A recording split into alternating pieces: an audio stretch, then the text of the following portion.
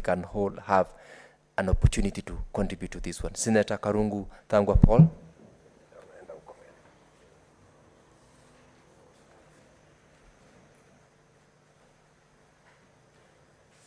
Thank you very much, Mr. Speaker.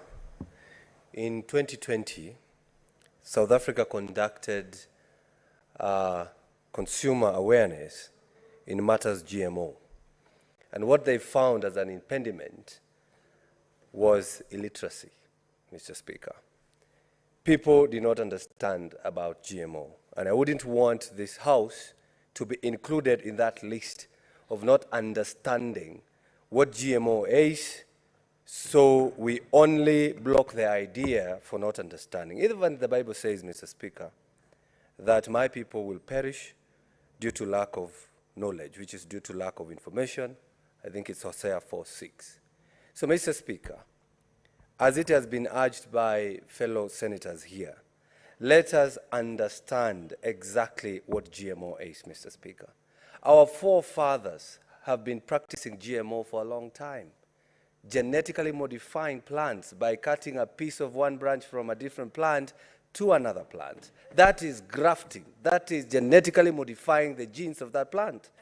Crossbreeding, Mr. Speaker. You take your heifer to your neighbor's house because they have a better breed. That is genetically modifying that kind of heifer to get proper production, Mr. Speaker.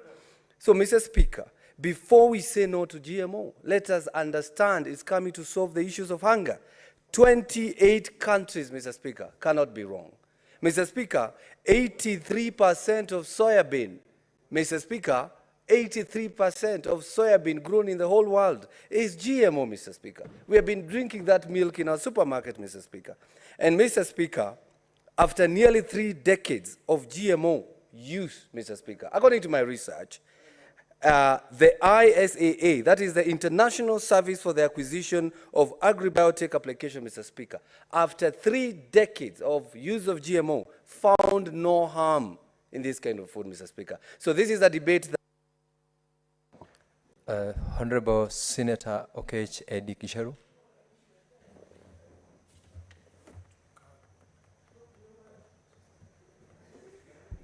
Mr. Speaker, my heart bleeds for my country very seriously, because a house such as this, when matters that comes to our existential threats are brought in this house, I don't expect us to suspend our bipartisan nature as a house.